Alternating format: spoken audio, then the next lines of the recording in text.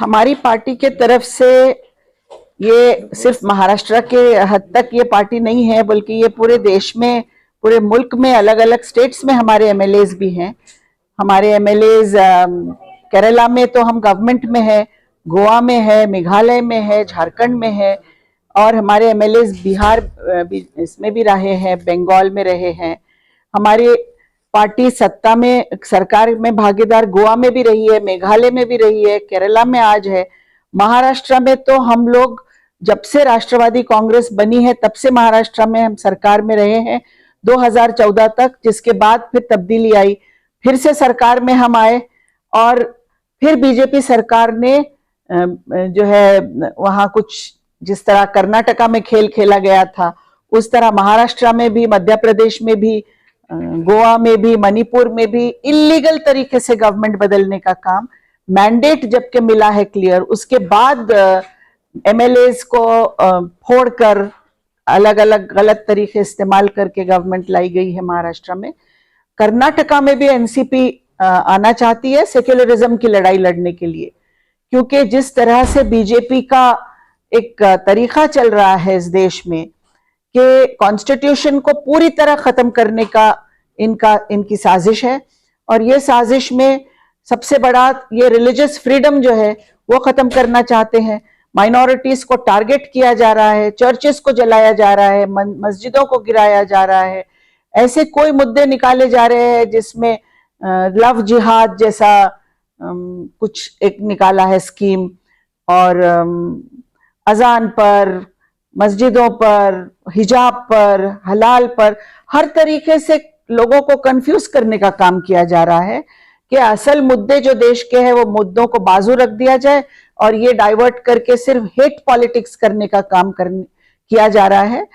NCP चाहती है कि एनसीपी हमेशा सेक्युलरिज्म के साथ रही है मजबूती से, तो यहां कर्नाटका में भी जहां पर और सेक्युलर पार्टियां हैं वो पार्टियों के अगर कैंडिडेट कमजोर है तो यहाँ एनसीपी के मजबूत कैंडिडेट हमने दिए हैं 9 कॉन्स्टिट्यूएंसीज में, और उन 9 कॉन्स्टिट्यूएंसीज में हम चाहते हैं कि बीजेपी को बाहर रखा जाए। जिस तरह फिरका परस्त ताकतों की जानिब से हर दिन नए नए मुद्दे जो है उछाले जा रहे हैं जिसमें सिर्फ और सिर्फ मुसलमानों को निशाना बनाया जाता है जी। आप जिस तरह एक सीनियर सियासी लीडर हैं तो आप इसको किस तरह देखती हैं और इसका खात्मा किस तरह किया जा सकता है?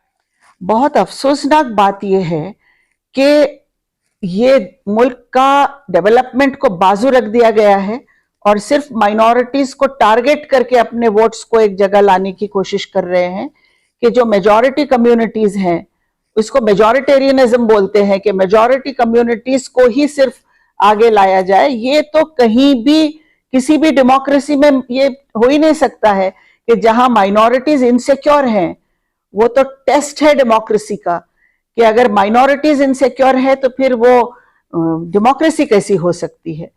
तो ये डेमोक्रेसी को बचाने के लिए सारी सेक्युलर पार्टियों ने एक जगह आने की जरूरत है, और हमारे नेता पवार साहब बहुत सीनियर लीडर है इस देश के, 60 साल से ये राजनीति में हैं और इनको सब रिस्पेक्ट करते हैं। सिर्फ एनसीपी में ही नहीं, हर जगह कांग्रेस हो, समाजवादी हो, डीएमके हो, टीएमसी हो, सारे पार्टीज पवार साहब की इज्जत करते हैं, उनकी बात मानते हैं। तो हमको ये भरोसा है कि पवार साहब सारे ऑपोजिशंस को एक जगह लाने में एक बड़ा रोल प्ले कर सकते हैं। अगर ये सारी पार्टियां एक जगह आकर लोकसभा के इंतखाबात में लड़ें तो इंशाल्लाह बीजेपी को दूर करने में कामयाब हो सकते हैं। शरद पवार जी का इस्तीफा देना और वो अभी भी सस्पेंस है क्योंकि आपकी पार्टी के सीनियर लोग ये नहीं चाहते कि वो अपनी कमान छोड़े। पार्टी की जो अहमियत है वो शरद पवार जी की वजह से है जी। अभी देखा जा रहा है कि आपके सीनियर लीडर जो एनसीपी के जितेंद्र वार्ड है उन्होंने इस्तीफा दे दिया है, और थाने की एनसीपी जो है पूरी इकाई वो भी इस्तीफा दे दिया है। मैडम ये कहीं ना कहीं एनसीपी को क्या कुछ धक्का लगेगा कैसा? नहीं, एनसीपी को धक्का नहीं लगेगा, लेकिन एनसीपी के सिर्फ सीनियर लीडर ही नहीं, एनसीपी का छोटे से छोटा कार्यकर्ता भी जो है इस देश का, वो यही चाहता है कि पवार साहब ही हमारे लीडर रहे, पवार साहब के हाथ में ही कमांड रहे। ऐसे हम सब की भावना है। उन्होंने एक कमेटी बनाई है, वो कमेटी में मैं भी हूँ। कल उस कमेटी की मीटिंग है और पवार साहब ने कहा है कि कमेटी जो फैसला करेगी वो हम मानेंगे। तो हमको भरोसा है कि पवार साहब को हम ये तैयार करेंगे इस बात पे कि वो ही रहे हमारे लीडर। और अगर उनकी सूझबूझ पे तो हमको पूरा भरोसा है, क्योंकि पवार साहब इतना एक्सपीरियंस्ड लीडर ये देश में नहीं है। अगर पवार साहब किसी वजह से ये चाहते हैं कोई और फैसला लेना, किसी और लीडर को वो तैयार करना चाहते हैं अगर मुल्क के लिए, तो आखिर में पवार साहब की बात हमारे लिए फाइनल है। पवार साहब एनसीपी है और पवार साहब एनसीपी रहेंगे। अगर वो राष्ट्रीय अध्यक्ष पद पे हो या ना हो, पवार साहब हमेशा एनसीपी की धारा डोर संभाले हुए रहे। एनसीपी इस वक्त कर्नाटक में जिस तरह सीटें दी हैं उम्मीदवार की, रिहाना बानो जैसे यहाँ के मैसूर के हैं, पढ़ी लिखी खातून है, क्या इस तरह तमाम उम्मीदवार को यही देखा जाता है कि वो बेसिकली पढ़े लिखे हो, समझदार हो, ऐसा कुछ है? बहुत मर्दमशनास है पवार साहब। उन्होंने हमेशा ऐसे लोगों को चुना है जो बहुत अच्छा परफॉर्म करते हैं।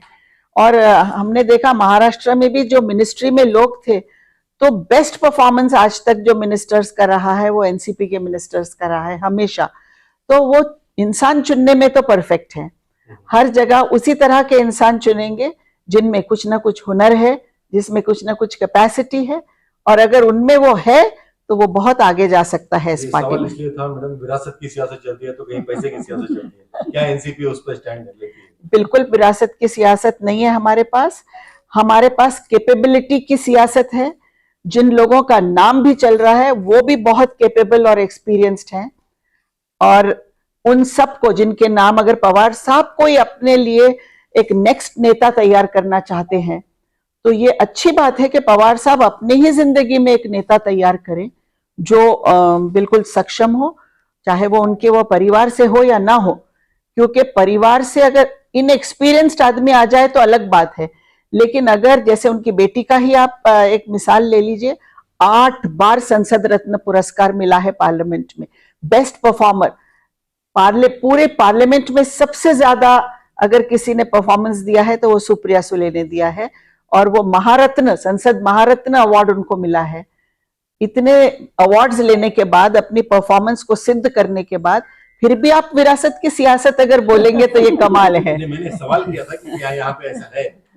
बिल्कुल नहीं वो था मैडम, यहाँ चीफ मिनिस्टर ऑफ कर्नाटका जाते जाते उन्होंने मुसलमानों के एक तरह का रजीदा कर दिया, उन्होंने हमारा जो हक था टूबी का उसे मनसूख कर दिया। आप उसको क्या कहेंगे मैडम?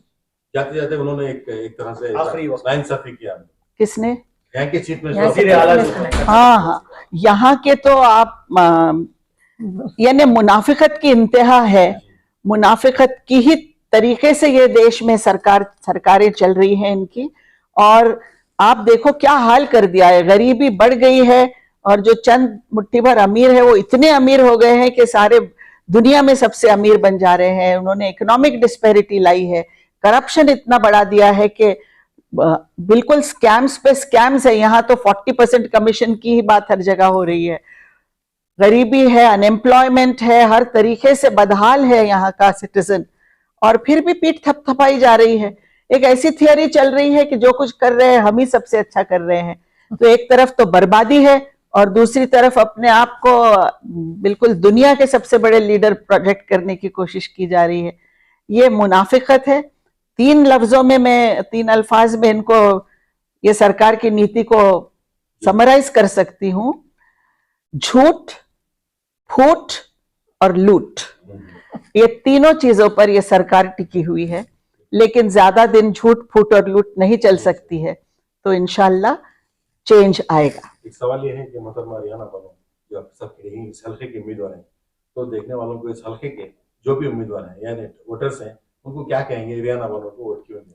रिहाना बानो एक एक्सपीरियंस्ड, सुलझी हुई, पढ़ी लिखी, अच्छी तरह अपना काम जानने वाली कैंडिडेट है।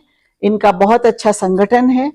ये म्युनिसिपल कॉर्पोरेशन में भी, आपके पास काउंसिल है कॉर्पोरेशन? कॉर्पोरेशन में भी ये कॉर्पोरेटर रही हैं, और मैंने देखा है कि इनका विजन भी बहुत अच्छा है, अंडरस्टैंडिंग है हर सब्जेक्ट की। ये इस तरह के कैंडिडेट को अगर चुन के नहीं लाते हैं, एक मुस्लिम महिला है, जिस तरह पवार साहब ने मुझे ताकत दी है, एक मुस्लिम महिला को मंत्री बनाया, एमएलसी बनाया, आज पार्लियामेंट का मेंबर बनाया, तो उसी तरह एनसीपी चाहती है कि हर कम्युनिटी में, कमजोर कम्युनिटी अगर वो है तो उसके खास तौर पर महिलाओं को ताकत दे और उनको आगे लाया जाए। तो अगर रेहाना बानो चुन के आती हैं तो इनका फ्यूचर भी बहुत ब्राइट है हमारी पार्टी में। आखिरी सवाल है, जिस तरह अभी आपने बताया कि खातून एक अलग ही उनका एक मुकाम रहता है हिंदुस्तान के अंदर जो है, आप एक खातून होने के नाते मेंबर ऑफ पार्लियामेंट बनी हैं, आप कैसा महसूस करती हैं? और भी हमारी मुस्लिम खवातीन जो है उस जगह पर जाना है, वो रुतबा हासिल करना है, तो क्या करनी चाहिए? मुस्लिम खवातीन को अगर रुतबा हासिल करना है तो सबसे पहले उनको इस चीज की आजादी देने की जरूरत है हमारे समाज के अंदर, पढ़ाना लिखाना, उनके अंदर सूझबूझ पैदा करना, एक अच्छी माँ बनाना, क्योंकि वो घड़ने वाली है आगे आने वाली पीढ़ी को। अपने दीन की मालूमात के साथ उनको अच्छा समझदार एक इंसान बनाने की अगर काम शुरुआत करता है समाज, तो जरूर ये तैयार होंगी। और इनको अगर कुछ पार्टियां मौका देती हैं तो वो अच्छी तरीके से ऊपर जाकर भी पार्लियामेंट के भी लेवल पर, असेंबली के लेवल पर, या कहीं भी जहां भी उनको मौका मिले अच्छा काम कर सकती हैं। तो पहले तो हमको हमारी महिलाओं को मजबूत बनाना पड़ेगा हमारे समाज में। यही मैं समझती हूँ हमारा पहला रास्ता है, पहला कदम है। आगे आने वाले दिनों में जिस तरह अभी थोड़े ही दिन बाकी हैं, क्या कैंपेनिंग के लिए इनके हल्के में आप साथ रहेंगी? अब तो मैं इनके लिए आई हूँ, और भी लोग आएंगे, हमारे लीडर यहाँ पर दूसरे भी आएंगे, हो सकता है कि सुप्रिया सुले आए, हो सकता है कि शरद पवार जी आए, कोई भी जो भी जैसे अभी फिर रहे हैं हर जगह, अगर वो आते हैं तो इनके लिए और एक दो लीडर्स यहाँ पर आकर काम करने की कोशिश करेंगे, ऐसा मुझे लगता है। तो आज आपका आखिरी है मैडम इधर पे, मतलब हाँ जी, आज आखिरी है। मैं अभी मुंबई जाऊंगी रात में। मैडम, आप पहली बार आना हुआ मैसूर? नहीं, पहले आए हैं, बहुत बार आई हूँ मैं मैसूर। अभी इसके बाद हमारी पब्लिक मीटिंग है। आरके में? हाँ, एनसीपी के वर्कर्स की मीटिंग है। मैम, आप रेहाना फौजिया मैडम के साथ बैठी हुई हैं, मेंबर ऑफ पार्लियामेंट है, और उन्होंने खासकर मुस्लिम खवातीन को आगे बढ़ने की एक तरह से एक मंत्र दिया है। हाँ जी, तो आप क्या कहेंगे?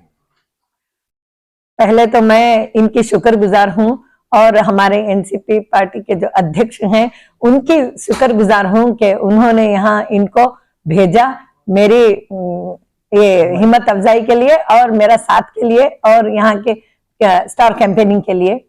और मुझे बहुत खुशी महसूस हो रही है कि मैं आज इतनी आला दर्जे की महिला के साथ मैं आज बैठी हूँ, और मुझे खुशी है कि एनसीपी पार्टी ने मुस्लिम खवातीन को भी इतना बड़ा दर्जा दिया है।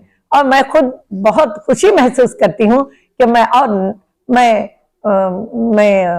खुशकिस्मत समझती हूँ कि मैं इस पार्टी से हूँ, क्योंकि आपने देखा है ना कांग्रेस में, ना जनता दल में, ना बीजेपी में, किसी में भी पूरे कर्नाटक में एक ऐसी महिला नहीं है जिसको उन्होंने इतना नाम वाला ओहदा दिया है। देखिए वहां पूरे ऑल इंडिया लेवल में मैडम का इतना बड़ा नाम है। खुशी होती है मुझे कि मैं, और फख्र महसूस करती हूँ कि मैं एनसीपी से हूँ। बहुत खुशी महसूस कर रही हूँ अभी।